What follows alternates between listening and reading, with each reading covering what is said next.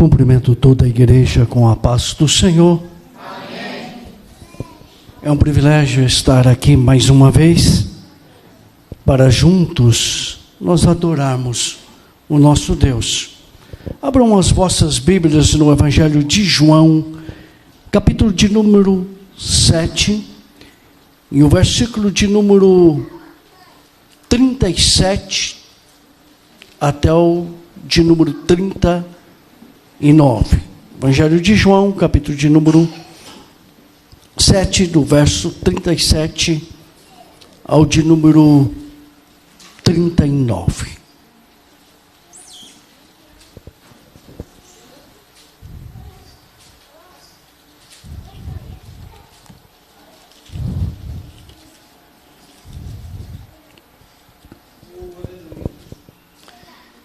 No último dia, o mais importante da festa, Jesus se levantou e disse em alta voz: quem tem sede, venha a mim e beba. Pois as Escrituras declaram: rios de água viva brotarão do interior de quem crer em mim. E quando ele falou da água viva, estava se referindo ao Espírito, que seria dado mais tarde a todos os que nele crescem. Naquela ocasião, o Espírito não tinha sido dado, pois Jesus ainda não havia sido glorificado. Por gentileza, tomem os vossos assentos. Eu não creio em coincidência, mas eu creio na providência de Deus. Na leitura bíblica oficial desta noite, no livro do Apocalipse, no capítulo número 21, no qual a irmã fez a leitura, no verso 6, na parte B dele, diz o seguinte: e quem tiver sede, eu darei de beber gratuitamente da fonte de água da vida. E as irmãs que cantaram, também o grupo cantou, disse que querem beber desta água. E o Senhor nos convida a todos a beber também desta água. Eu quero perguntar aqui nesta noite: quem aqui tem sede? Temos alguém? Pois bem, irmãos, Jesus declara, aqui nesta passagem, ser ele o Messias, que derramaria do seu Espírito. Eu creio que não somente Deus irá saciar a nossa sede, mas Deus será generoso e vai nos tornar fonte de águas viva, tá? O salmista disse lá no Salmo de número 42, e no verso de número 2, ele diz: a minha alma tem sede de Deus, do Deus vivo. E aí ele faz uma pergunta: quando entrarei e me apresentarei ante a face de Deus? Tal era a sede que ele tinha.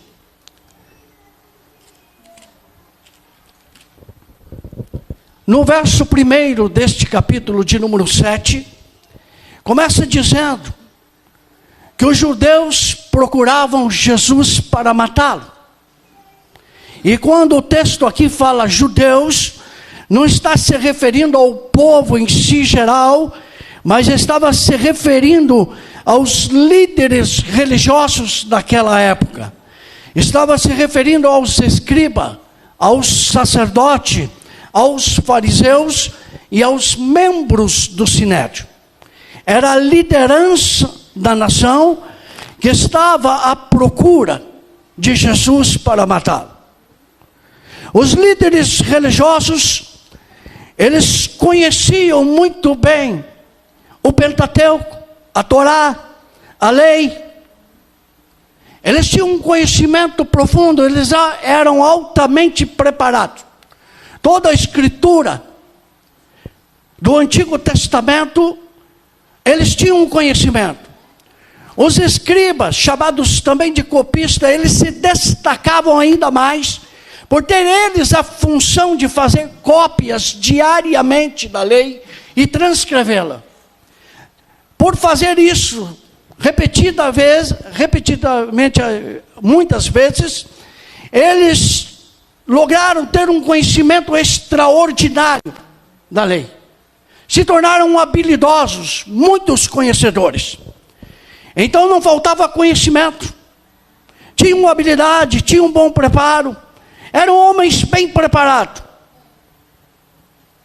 Mas estes homens bem preparados, esses líderes bem formados, homens que tinham um conhecimento extraordinário e conheciam muito bem a lei, conheciam muito bem a palavra do Antigo Testamento, estes líderes eram... O ministério de Jesus já incomodava algumas pessoas. As suas mensagens, o que ele fazia, os milagres que ele operava, vidas que ele restaurava, pessoas que tinham um encontro com o Senhor e tinham as suas vidas transformadas. Isso causava alguma preocupação, que surgisse uma liderança e que tomasse a posição de algum deles. Havia uma preocupação nesse sentido. E nos dias de hoje, há líderes religiosos, teólogos, mestres, doutores, homens com formação impecável, extraordinariamente, tem um conhecimento de teologia muito profundo. Eu não sou contra. Eu também estudei. E eu sou formado em 2 institutos. E eu sei que o pastor Robson também veio de um seminário, de um instituto. Eu sei o quanto é importante e necessário estudarmos. Mas não basta apenas conhecer as letras, ter uma formação. Porque os líderes da nação de Israel que procuravam matar a Jesus, eles o conheciam muito bem. Eles tinham uma formação extraordinária. Como hoje nós temos muitas pessoas que têm uma habilidade e que têm uma formação muito bem preparada. Mas igual a liderança da nação de Israel, tinha um conhecimento, tinha um preparo, mas na verdade não conheciam a Deus. Não tinham nenhuma intimidade com Deus. Se a Bíblia, a palavra de Deus, a lei que eles conheciam, aquilo que era revelado, narrava as profecias da vinda de um Messias, de um Salvador.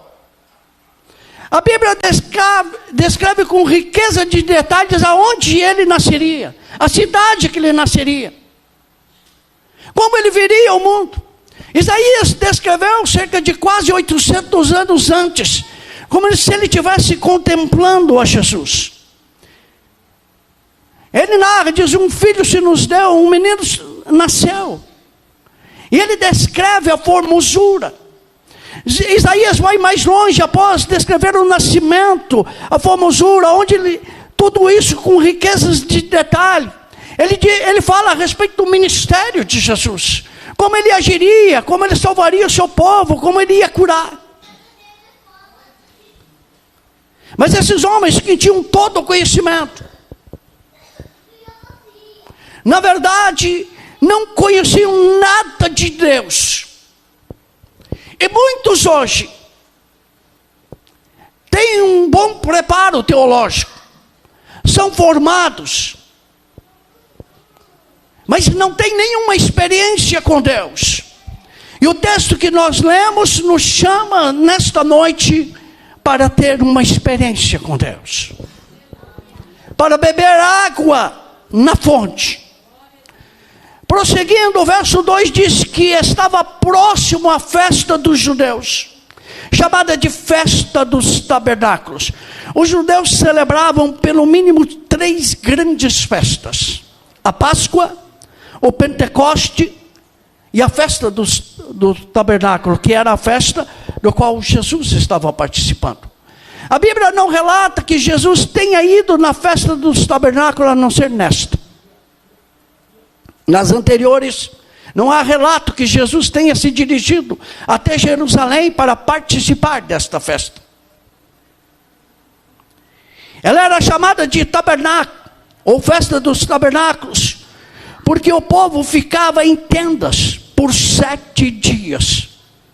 E esta festa comemorava os dias em que os israelitas vagaram pelo deserto e moraram em tendas. Era uma espécie de um memorial, de uma celebração, de relembrar o que havia acontecido lá no passado. E era a obrigação de todos os judeus, num percurso de 32 quilômetros em volta de Jerusalém, eles tinham que se dirigir obrigatoriamente para esta festa. Quem morasse até 32 quilômetros na região de Jerusalém, era obrigado a ir nesta festa. Tinha que subir. E essa celebração chamada de tabernáculo, ela acontecia entre o mês de setembro e o mês de outubro.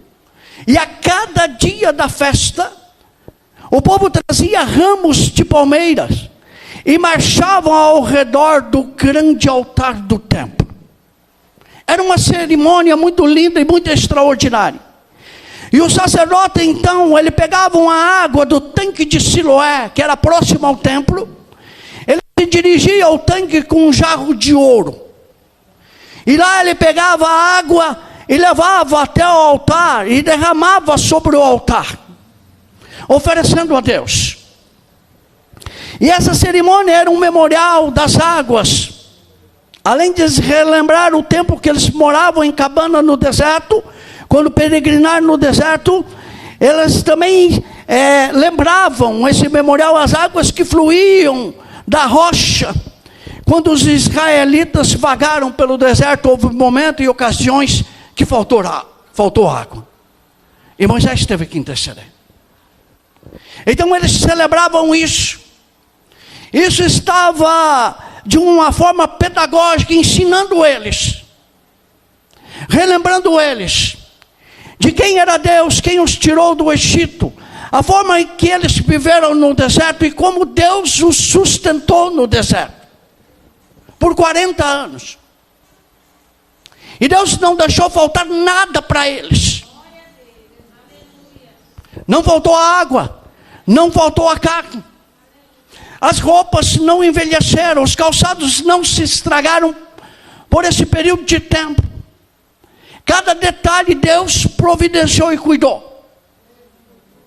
Então fique tranquilo, porque Deus não vai te deixar faltar nada. Deus cuida dos mínimos detalhes, tudo que você precisa Deus sabe e conhece. Mas no último dia da festa, todos os dias o povo marchava em volta do altar. E o sacerdote buscava água no tanque de Siloé com um jarro de ouro e derramava sobre o altar, oferecendo a Deus. Mas no último dia da festa, a cerimônia era um pouquinho maior. Então o povo marchava 7 vezes em volta do altar.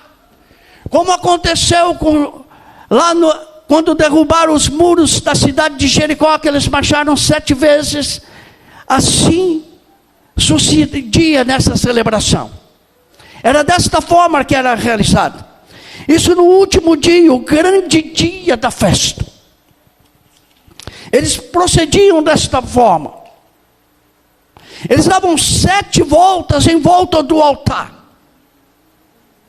7 voltas haviam sido dadas ao redor dos muros de Jericó, quando os muros caíram, pela ordenação e direção de Deus.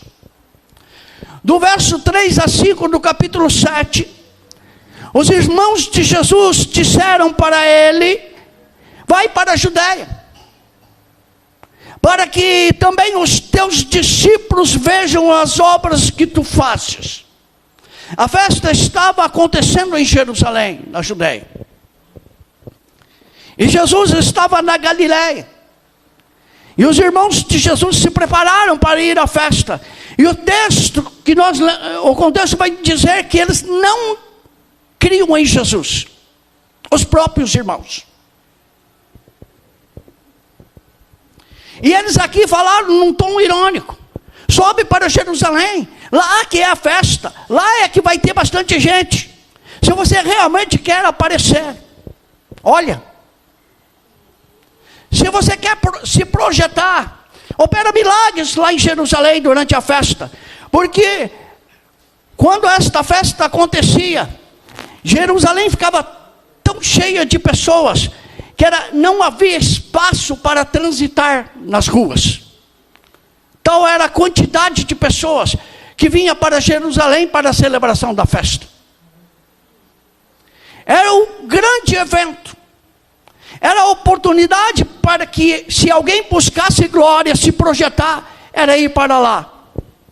Nós temos grandes eventos neste país, e vocês conhecem alguns deles. Mas um dos mais famosos é o Congresso dos Gideões.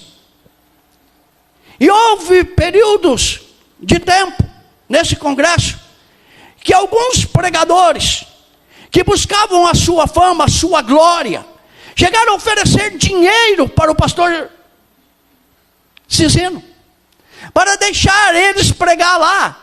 Ao contrário, em vez de receberem, de ser custeado as suas despesas para eles irem até o local e ministrar a palavra de Deus, eles se ofereciam para pagar, porque eles queriam aparecer, porque lá dava status, e o pregador que pregasse nos Gideões, abriu as portas para pregar no país inteiro, quem sabe fora do país.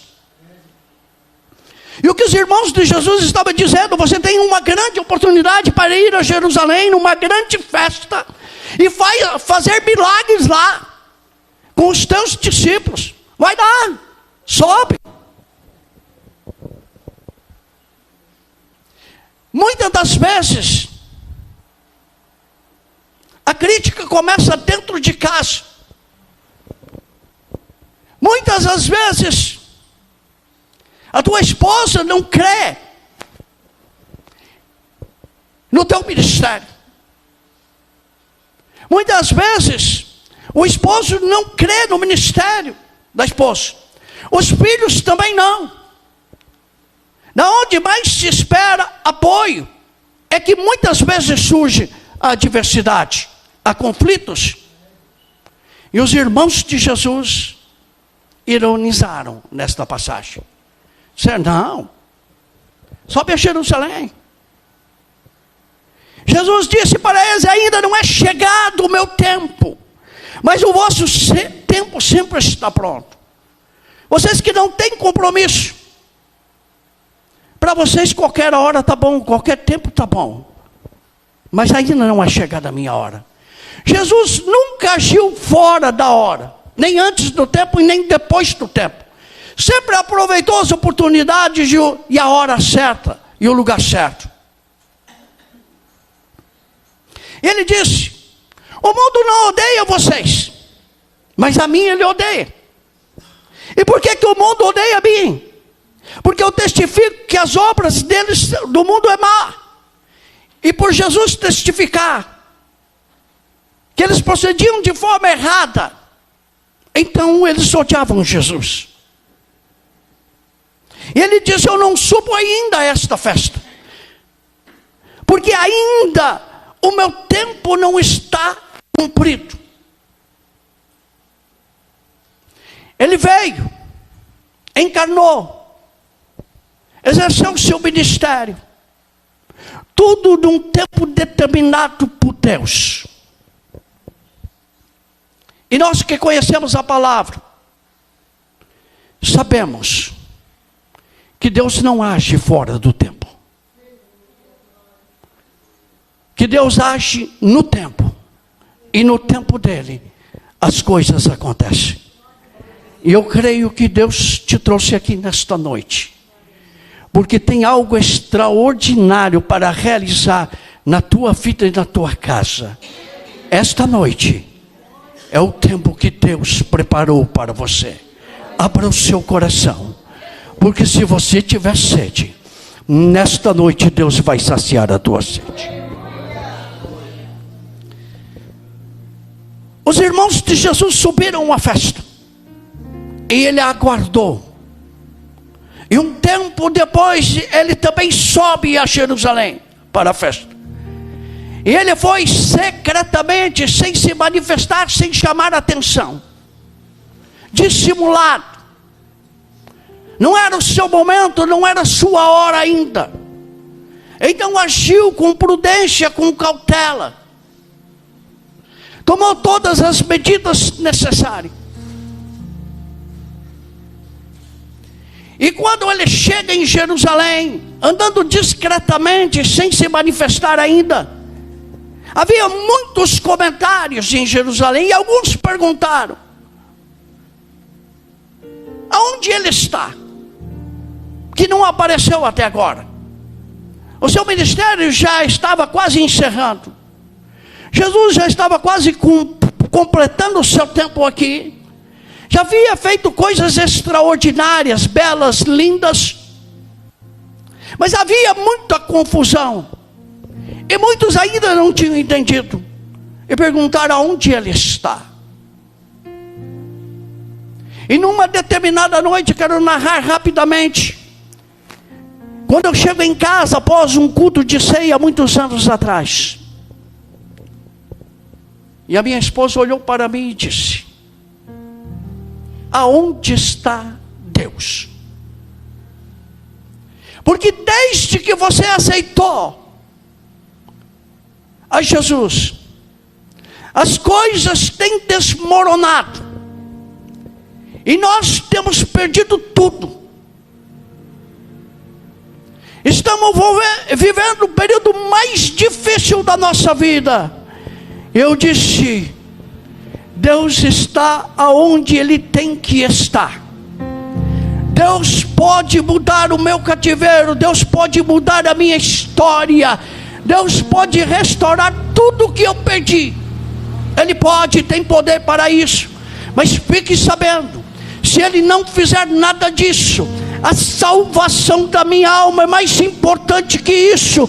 E eu sou grato a Deus por conhecê-lo. Deus está na minha vida. Passa-se os anos, e ela curva-se diante desse Deus e teve que reconhecer que Deus é Deus, que Deus age, que Deus faz, que Deus transforma, que Deus liberta, que Deus cura, que Deus restaura.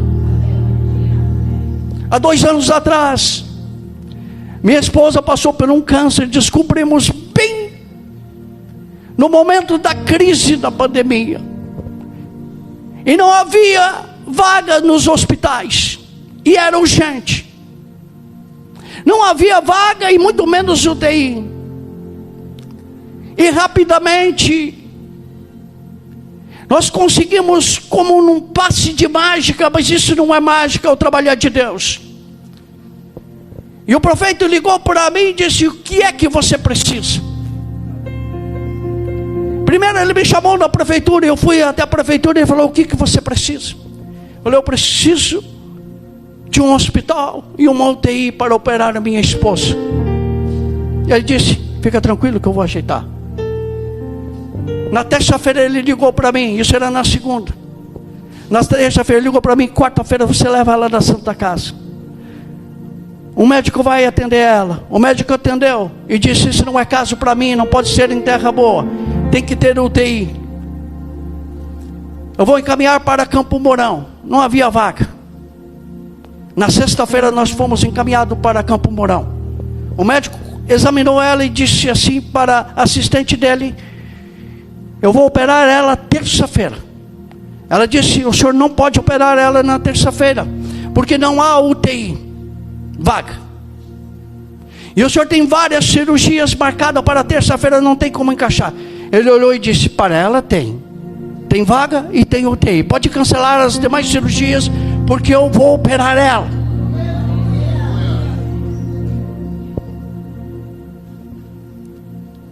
Deus age. e não abandona os seus. 2 anos depois desse episódio, em dezembro agora, outro câncer, e agora no pulmão, e operou novamente, retirou o lado esquerdo do pulmão, e a minha esposa está viva para a glória de Deus, e ela sabe que Deus existe, e ela sabe que Deus opera no tempo dele. Então os judeus começaram a questionar aonde estava ele. E havia grande murmuração entre a multidão, e alguns diziam: ele é bom. Outros diziam: não, ele engana o povo. Não conheciam a ele, nem todos conheciam. Nem todos, apesar da fama que corria, nem todos criam. Nem todos acreditavam da mesma forma.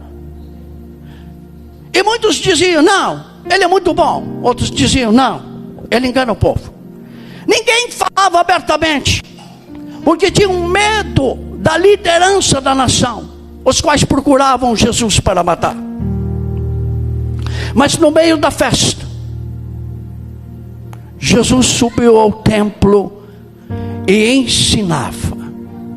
No 4º dia, a festa durava 7 dias, haviam se passado 3 dias, Jesus se manifesta no meio do templo. E começa agora a ensinar publicamente. E o povo começa a se maravilhar, dizendo: como sabe estas letras, não tendo aprendido, não tendo ido em nenhuma escola? E Jesus disse: a doutrina não é minha, mas é daquele que me enviou. Jesus não falava de si próprio, ele não pregava a si próprio, ele não exaltava a si próprio. Ele tinha uma missão, e ele falava daquilo que o Pai mandava ele falar. Ele diz: se alguém quiser fazer a vontade dele, Jesus se referindo a Deus, conhecer se a doutrina é de Deus ou se eu falo de mim mesmo. Ele diz: é fácil, porque quem fala de si mesmo busca a própria glória, mas o que busca a glória daquele que o enviou, este é verdadeiro. Jesus falava do Pai, do amor do Pai, da graça do Pai, da bondade do Pai, da misericórdia do Pai, do plano do Pai. Porque ele não buscava a sua própria glória, mas ele buscava glorificar o Pai. E ele disse: aquele, então é fácil de conhecer quem é de Deus ou quem não é de Deus, se a palavra é ou não é de Deus, a quem glorifica. E aí ele questiona, ele diz: não vos deu Moisés a lei, e nenhum de vocês observa a lei. Por que procurais matar? Após ensinar, estar ensinando no templo, e a murmuração do povo, eles procuraram matar Jesus. E a multidão disse: não é verdade, ele tem demônio. Ninguém procura matar. E Jesus disse: eu fiz uma obra e vocês se maravilharam. Essa obra que Jesus estava dizendo, Jesus estava se referindo a um homem que ele curou no sábado, no templo. Isso já havia feito 1 ano. Mas por que ele curou no sábado? Porque segundo o costume deste povo e a lei, Jesus havia violado a lei ao curar alguém no sábado. Essa era uma das acusações contra ele. Você curou no sábado, e a lei diz que não pode fazer nada no sábado. Jesus diz: não, vocês que violaram a lei. E sabe o que Jesus citou para eles? A circuncisão. Ele disse: vocês, para não quebrar a lei de Moisés, que estabeleceu a circuncisão, mas a circuncisão não foi só na lei, foi antes da lei também.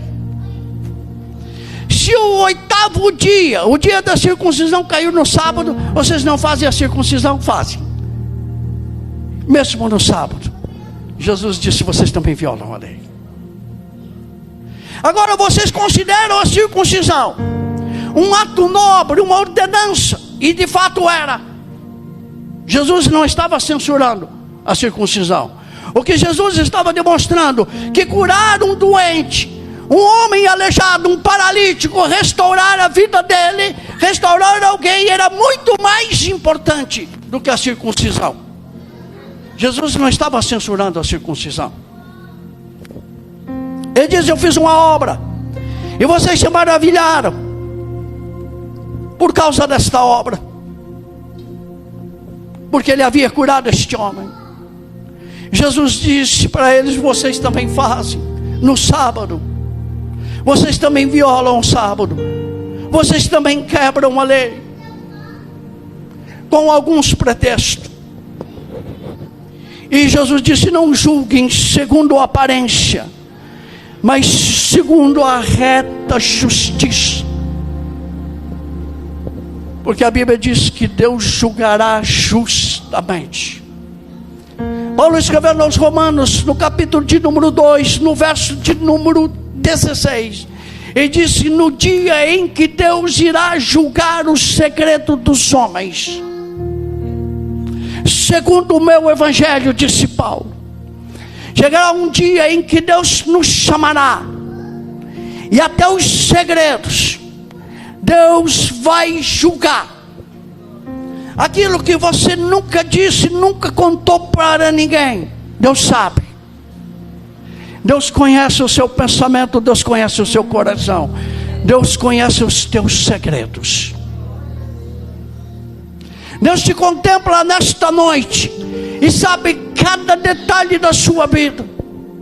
O salmista, no Salmo de número 139, no verso de número 7 a seguir, ele diz: para onde fugirei do teu espírito? Se eu subir no céu, tu aí está. Mas se eu descer na mais profundeza do abismo, lá no Hades, tu também está lá.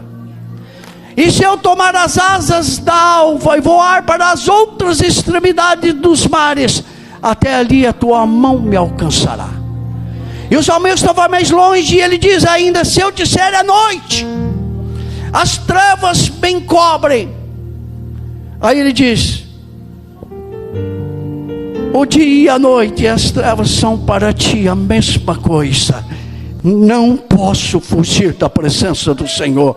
Não há como se esconder. Talvez você tenha dito: eu não vou lá.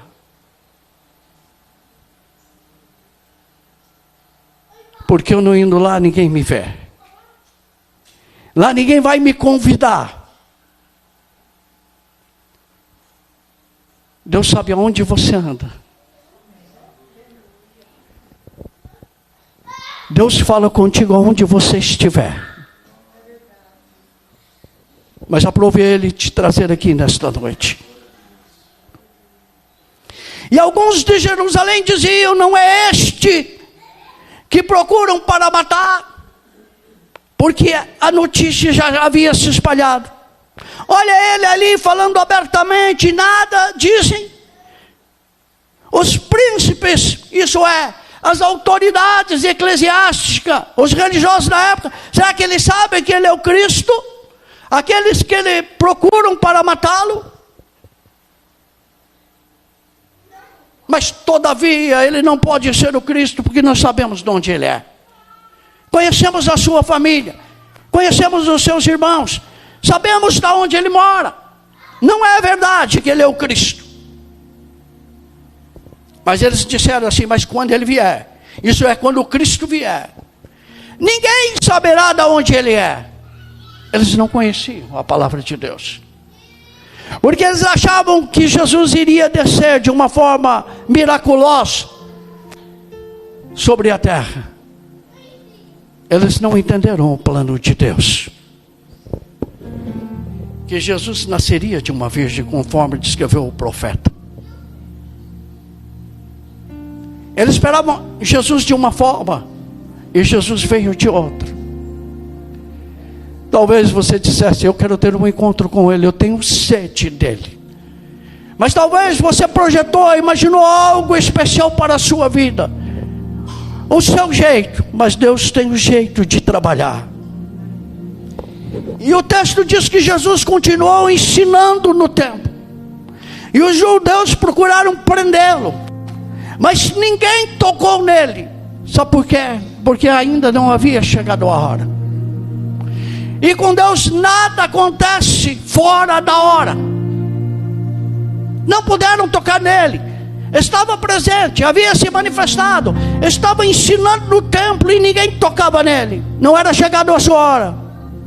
E muitos da multidão creram nele.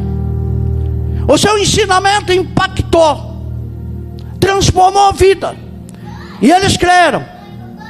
E eles disseram assim: quando Cristo vier, para ainda obras e sinais mais do que esse tem feito.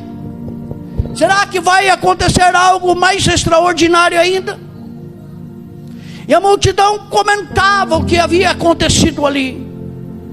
E isso incomodou os fariseus e os principais dos sacerdotes. Isso é a religião da época. E agora eles mandam uma ordem para prender o Senhor. E disse-lhes Jesus: eu vou ficar mais um tempo com vocês, depois eu vou embora. Depois eu vou para aquele que me enviou. Ele quis dizer: eu vou para o Pai novamente. E vocês vão me procurar, mas não vão me encontrar. E eles disseram pois os judeus uns para os outros: para onde irá este? Que não o acharemos? Irá porventura para os dispersos entre os gregos e ensinará os gregos? Que palavra é essa que ele disse? Que nós o buscaremos e não poderemos encontrá-lo. Para onde vai? Ele disse que nós não podemos ir. Agora chegamos aqui no verso 37. E no último dia.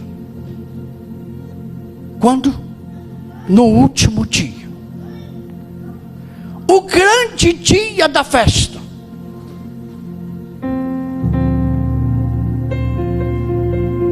Jesus agora chega ao seu momento. Ele coloca-se em pé. E ele clama dizendo: era o dia certo, a hora certa, o momento certo. Mas eu quero fazer uma ressalva, porque o texto diz que ele coloca-se em pé e clama. E segundo o costume dos mestres daquela época, os mestres ensinavam assentados, não em pé. Mas Jesus, o Filho do Homem, ele fica em pé. Deus coloca-se em pé. Ele muda para transformar a sua vida. Ele sai do seu lugar para falar contigo. E aqui diz que ele clamou. E ele faz a seguinte pergunta: alguém tem sede? Ele já havia ensinado, ele já havia exposto a sua doutrina. Muitos já haviam crido nele. Estavam numa grande comemoração. A cerimônia era extraordinária, a festa era linda. Era o dia mais importante da festa. O sacerdote, por 7 dias, buscou água no tanque de Siloé com jarro de ouro e derramou sobre o altar e ofereceu a Deus. Mas Jesus põe-se em pé neste dia e pergunta se alguém ainda tem sede.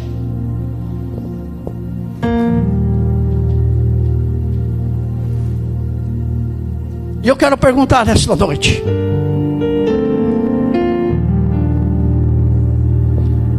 você tem sede de Deus? Você quer se encontrar com Ele?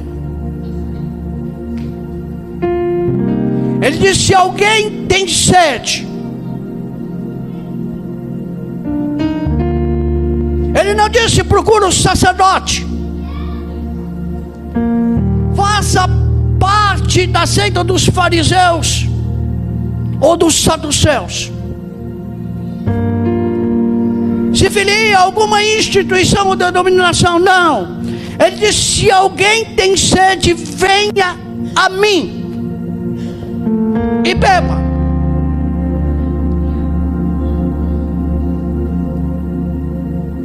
E esta água é gratuita, como o verso 6 do capítulo 21 do livro do Apocalipse diz: darei de beber gratuitamente.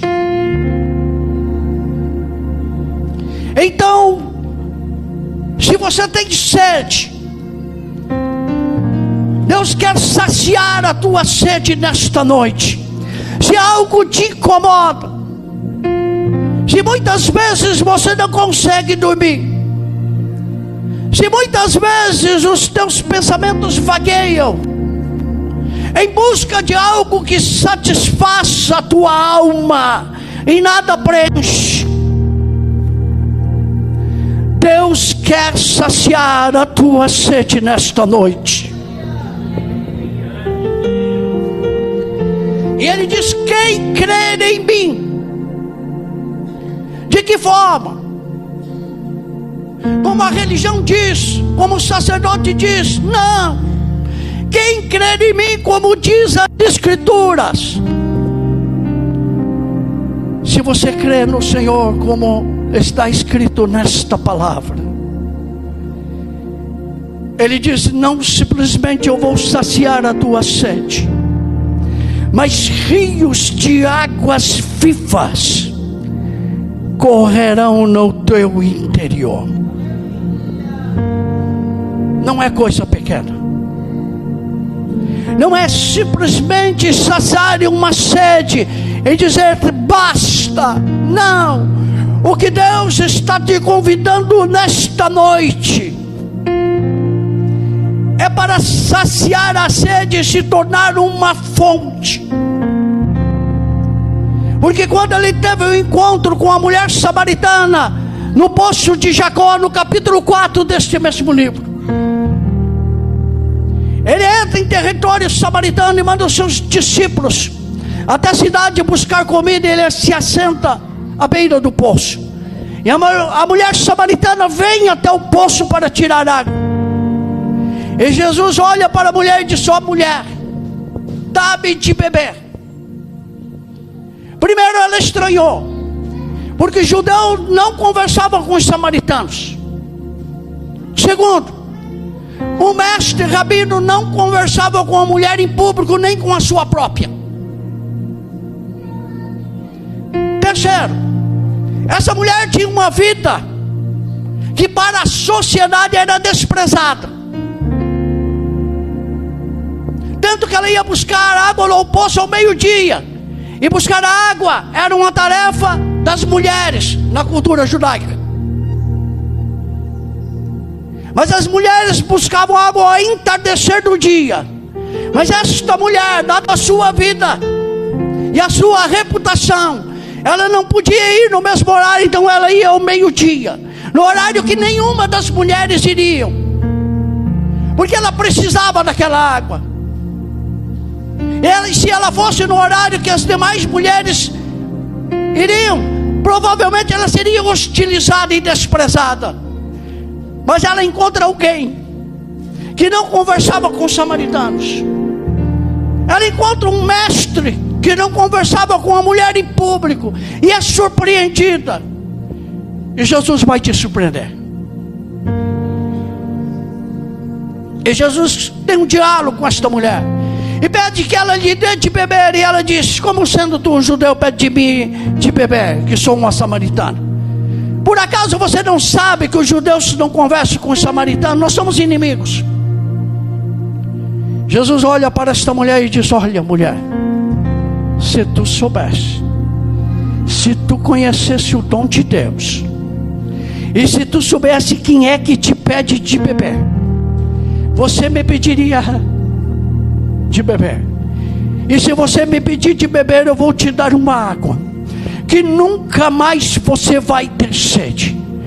Porque se você beber da água que eu lhe der, vai se tornar em seu ventre uma fonte que vai jorrar para a vida eterna. Jesus estava falando aqui do mover do Espírito, como está falando aqui no capítulo 37, no capítulo 7, no verso 37. Jesus estava falando que Ele enviaria o seu Espírito Santo para inundar vidas e pessoas.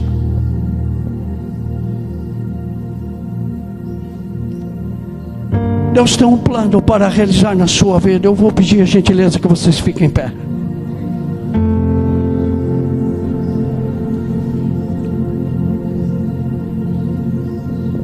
E eu quero fazer um convite nesta noite para você saciar a sua sede. Eu vou fazer 2 convites.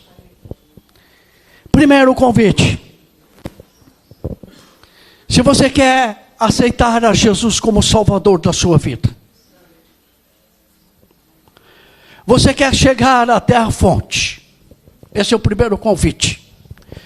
Se você ainda não fez essa decisão, não tomou, Deus está te dando uma oportunidade nesta noite.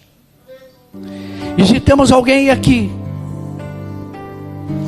que deseja saciar a sua sede, Jesus está aqui nesta noite para saciar a tua sede. Dê um sinal com a tua mão. A igreja quer orar por você. Você que ainda não fez a sua decisão por Jesus, eu não estou convidando você para mudar de religião. Eu estou convidando você para saciar a tua sede, para você chegar na fonte. É Jesus que está te dando esta oportunidade de uma decisão. Se algo te incomoda, se algo mexe contigo e tu não sabe o que é, sabe que é o mover do Espírito de Deus na sua vida. Temos alguém que quer decidir entregar a sua vida para Cristo? Dê um sinal. Se não temos, eu quero fazer um segundo convite. Só aqueles que estão com sede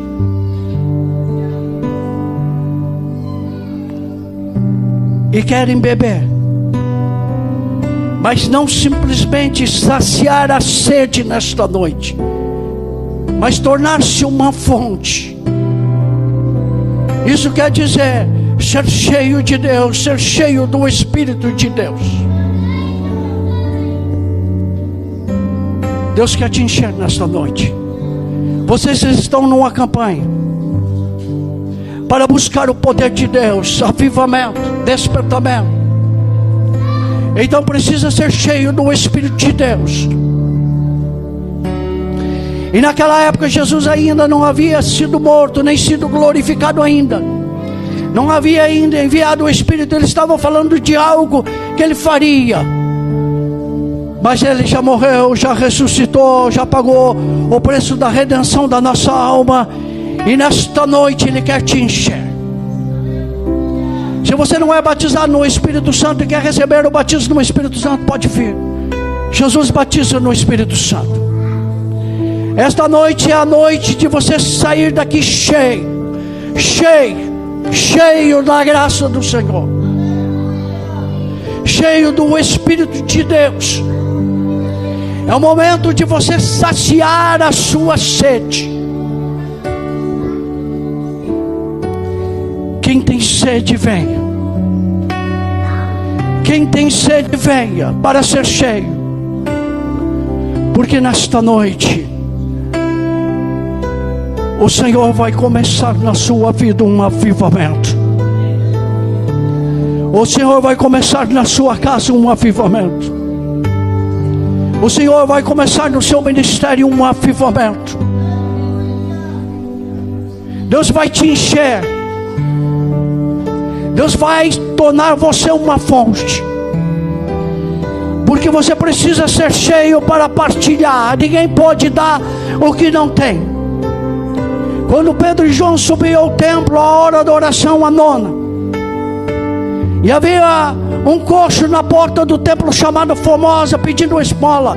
Por 42 anos este homem pedia esmola. Aleijado, pediu uma esmola, e Pedro disse: olha para nós, não temos dinheiro, não temos ouro nem prata, mas Pedro disse: o que eu tenho, isso eu te dou. Em nome de Jesus Cristo Nazareno, levanta e anda. E ele pegou aquele homem pela mão e ele levantou e saiu andando. Então precisamos ser cheios do Espírito de Deus. Não há mais sede de Deus. Não há mais sede pela oração, não há mais sede pelas vigílias. Não há mais fome de Deus. Mas Deus começa a fazer um trabalho, um mover do Espírito, e vai começar a encher vidas em vários lugares na nossa região. Pessoas serão impactadas pelo poder da presença do Senhor. Haverá um despertar da parte de Deus, e pessoas que nunca oravam voltarão a orar.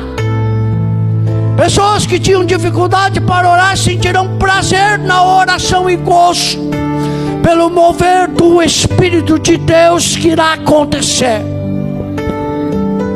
E eu creio que Deus tem para esta cidade, para esta congregação, algo extraordinário para fazer. Vamos orar então, igreja. Estenda as suas mãos para cá e peça o mover de Deus, o Espírito de Deus, para que venha encher estas vidas. Pai Celestial, eu oro em nome do Senhor Jesus Cristo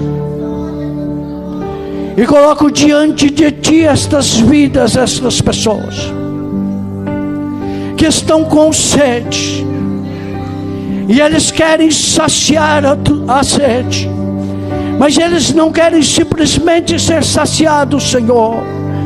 Eles querem ser cheios do Teu Espírito.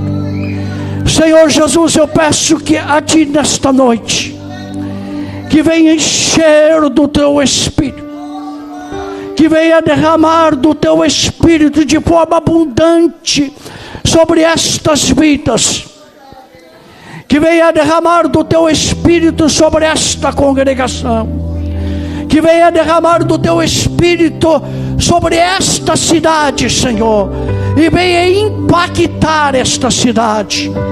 Pai, em nome de Jesus, nós pedimos, Senhor, um grande avivamento, e que este avivamento comece hoje, nesta noite, neste local, que pessoas sejam incomodadas pelo agir do Teu Espírito, e que haja uma mudança, e que haja transformação pelo poder da Tua palavra, Senhor.